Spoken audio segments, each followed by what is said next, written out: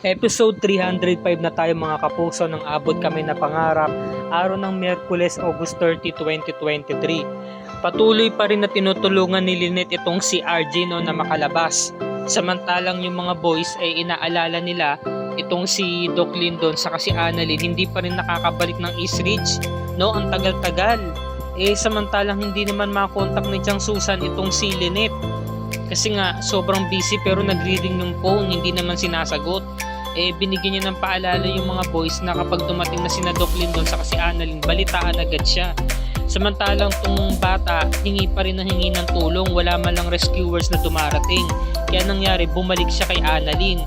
Pinagtatabuyan siya ni Annalyn, sinisigawan na nga siya, sabi ni Annalyn, sige na, umalis ka na, iwan mo na ako dito, sabi ng bata ni Precious. Hindi kita iiwan dito, Ate Annalyn, kasi ikaw ang nagligtas sa akin. Samantalang itong si Moira saka si Zoe nakapunta na nga ng Apex at kinakailangan niya nang pumunta sa ER para nga naman sa operasyon.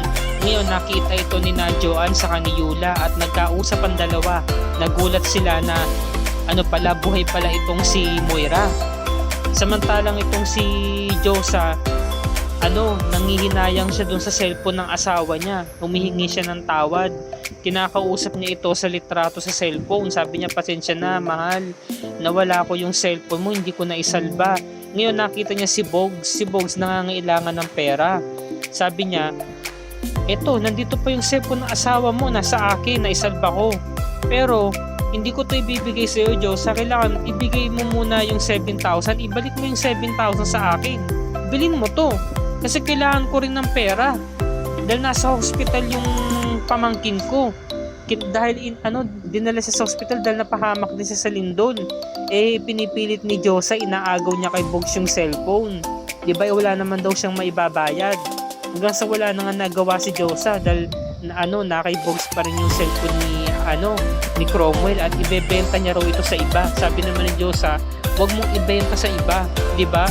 Paano na yan mga kapuso? Makukuha pa ba yan ni Josa, Samantalang itong si RJ, pinipilit niya talaga yung katawan niya na siya makalabas hanggang sa tuluyan na nga siya nakalabas at niyakap siya ni Lynette. Laking pasasalamat ni Lynette dahil kinaya ni RJ lumaban siya. Samantala, dumating na rin yung mga rescuers kasama si Michael. At heto na, biglang dumating itong si Lyndon at hinahanap si Annalyn. Sabi niya, nasaan ka? Annalyn. So naririnig na siya ni Annalyn sa kanyang bata. At bigla nang dumating itong si Doc Lyndon para iligtas si Annalyn. Ayan, ngayon merong bumagsak na na malaking bato. 'Di ba? Malaking semento. Babagsak kay Annalyn. Buti na lamang mabilis kumilos tong si Lyndon, alerto siya. Alisto talaga siya yung katawan niya at naisalba niya ito, 'di ba? Kaya nakaligtas sila parehas. Walang napahamak sa kanilang dalawa. Samantala, ito na, tinutulungan na ng mga rescuers itong si RJ para dalhin sa ospital. Sabi naman ni Lynette, dalhin natin sa East Ridge Hospital. Ito namang si Chang Susan, nag-aalala na talaga. Kaya pinaupo muna siya ng mga boys para makapagpahinga. Samantala, sabi niya, paparating na rin si Annalyn, ha? Tiwala lang, susunod lang siya. Inasikaso lang nila ni Doc Lyndon yung mga bata. Samantalang itong si Zoe, tumawag sa kanya yung tinawagan niya yung driver ni RJ at napagtanto niya na natrap si RJ doon sa isang flower shop sa loob ng mall at nataranta na nga tong si Zoe. Diba, nagulat siya sa balita na pati pala ang dad niya napahamak din. O sabi niya, Tito Ray, ayan, kailangan na natin puntahan si dad. Natrap ko siya sa isang flower shop sa mall. Yun, so sinamahan na siya ni Ray, Samantalang tong si Lyndon, diyakap niya na itong si Annalyn dahil nga sa sobrang pag-aalala at pinagalitan pa nga niya to. Sabi niya, ba't ba kasi ang kulit-kulit mo, So nagyakapan silang tatlo at nag-iyakan sila kasama yung bata. Sa wakas, nailigtas ni Lyndon ang sarili niya, pati rin si Annalyn. Okay na, wala na tayong dapat problemahin. Ang kinakailangan na lamang ay makalabas sila. Samantala, headline sa balita, dalawang doktor ng East Ridge ay hindi pa rin nakakalabas doon sa sa hotel na naguho. So biglang sumikip ang dibdib nito ni Chang Susan dahil nalaman niya na nasa peligro pa pala yung dalawa, lalong-lalo na si Annalyn. Ngayon pinagpipilitan ni Chang Susan na pupunta siya, susundan niya, no? Sumikip lang ng konti yung dibdib niya kaya nahirapan lang siyang huminga, no?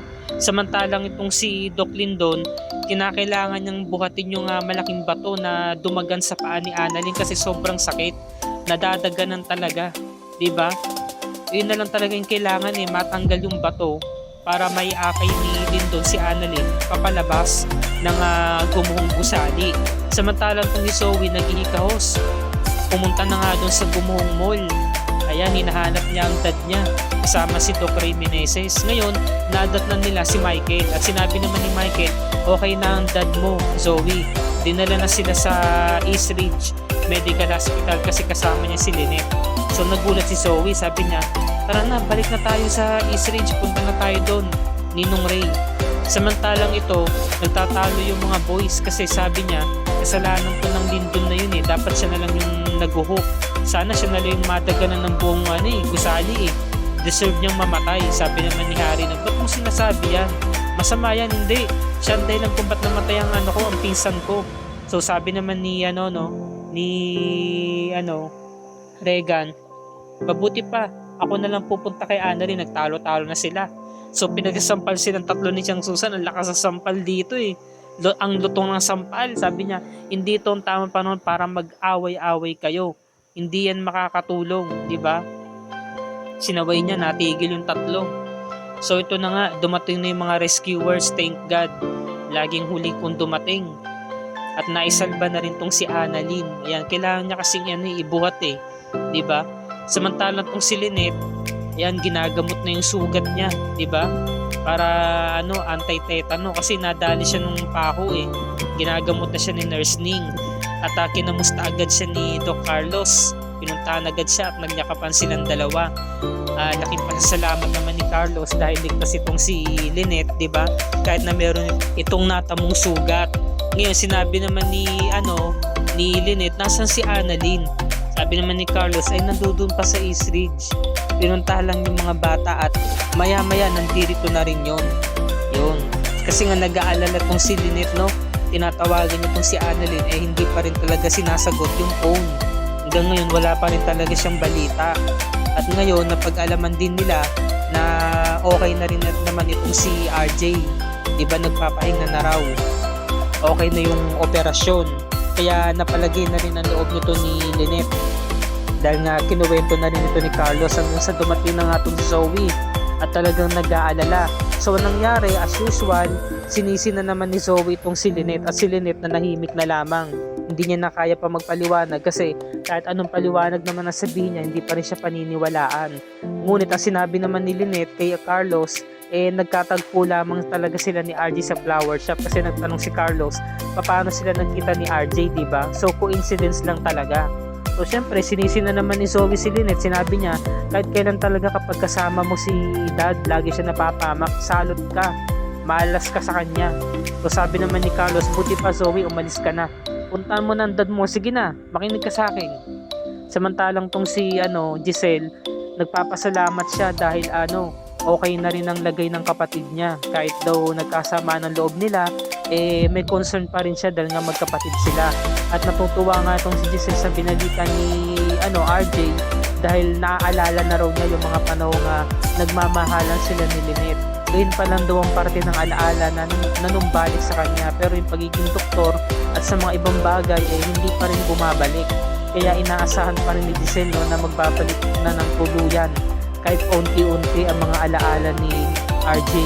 At sabi naman niya, dapat mo lang talagang balikan ang iyong mga alaala. Pilitin mo, Art Obeng, kasi para makilala mo ang totoong ugali ng asawa mo, napaka-demonyo. Pati na yung Zoe niyan, napaka-bruha. Dapat talaga ikaw ang magtanggal ng maskara ng asawa mo. Kaya kinakailangan malaman mo ang totoong mga pag-uugali nila. So sabi naman ni RJ, hindi ko pwedeng iwan ang pamilya ko, ate. Pamilya ko rin sila, lalo na si Zoe, mahal na mahal ko siya. Sabi naman ni Giselle, isa pa yung Zoe na yan. Diba, napaka-maldita, halos pare sila ng pag-uugali. Kaya mas deserve mo talaga ang mag-inang sina Annalyn sa Lynette dahil sila mabubuti sila. Sabi niya, no? Samantalang itong si Lynette, no? Ayan na. Talagang nag-aalala na siya. Tinatawagin niya na si Annalyn kasi nga hindi pa rin ito nagre-respond. Samantala, bago mangyari yon, pinuntahan siya ni Doc Ray at humingi ito ng tawad, no, sa ginawang asal ni Zoe. Siya na raw humingi ng tawad. Ngayon, nung pag-alis ni Doc Ray, tumatawag na nga tong si Lynette at nadatnan siya ni Aling Susan. Nagyakapan silang dalawa. Nagulat si Chang Susan kasi nga nakita niya naligtas itong si Lynette at nakabalik na nga ng East Ridge. Nagyakapan sila. Ayan, no. Nagyakapan sila at tuwang-tuwa na rin yung mga boys. At para bang ano, no, na nabunutan ng tinik itong si Lynette dahil nakita niya rin itong si Chang Susan, diba? Sa kabila ng peligro nga natamo nila sa araw na yon, nagkita-kita sila, kaya masaya talaga sila. Ngayon, syempre, inahanap pa rin ni Lynette itong si Annalyn. Sabi naman ni Chang Susan, kanina kasi magkasama kami, binalikan naman ni Annalyn yung mga bata sa East Ridge, pero ngayon bigla siyang nahinto. Ngayon nag-hysterical na si Lynette. Sabi niya, Chang, nakikinig ba kayo? Sagutin niyo yung tanong ko, ano na yung sunod? Nasaan na yung anak ko? So napasalita na rin si Chang Susan. Yung mga boys tahimik lang. Gusto na rin nila mag-back up kung sakaling hindi magsalita si Chang Susan, pero ang ginawa ni Chang Susan, ibinigay na nga yung cellphone ni Miko at pinanood nga yung balita na meron pa palang 2 doktor na natrap sa loob kasi nga bumalik sila. So wala na, talagang nababaliw-baliw na tong si Lynette. Sabi niya, pupuntahan ko sila doon, babalikan ko sila doon. Pinipigilan siya ni Carlos kasi nga delikado.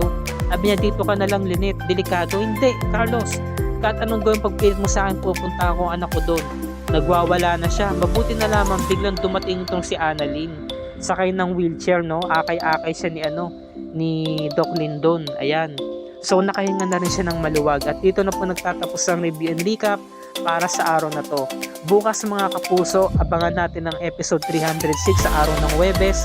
Dito lamang sa Abot Kami na Pangarap, August 31, 2023. Hanggang sa ngayon, hindi pa rin talaga makamove on nitong si Miko at sinisisi pa rin niya ang lahat ng mga kasalanan na ginawa nito ni Doc Lindon, no?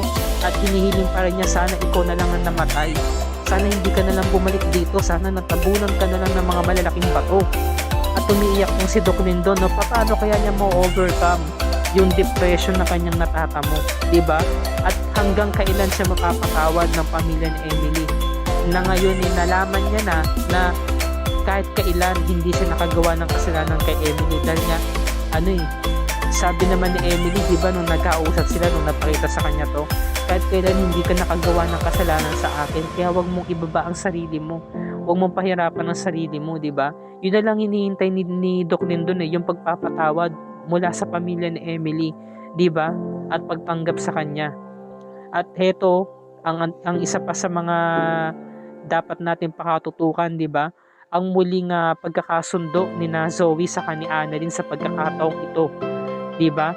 Kasi nga utang ni Zoe ang buhay ng nanay niya kay Annalyn dahil si Annalyn mismo ang gumawa ng paraan para ito ay maisalba. At nangako siya kay Annalyn na babawi siya rito. So maraming mga kaganapan na mangyayari dito sa Abot Kami na Pangarap mga kapuso. Hanggang dito na lamang po ang review and recap para sa araw na to. At kung bago ka pa lamang sa akin channel, please like this video at i-share mo na rin ito sa iyong social media platforms. I-hit mo na rin ang subscribe button with notification bell icon para lagi ka updated sa mga episodes ng Abot Kami na Pangarap and other GMA shows tulad nito. Maraming salamat mga kapuso and God bless us all.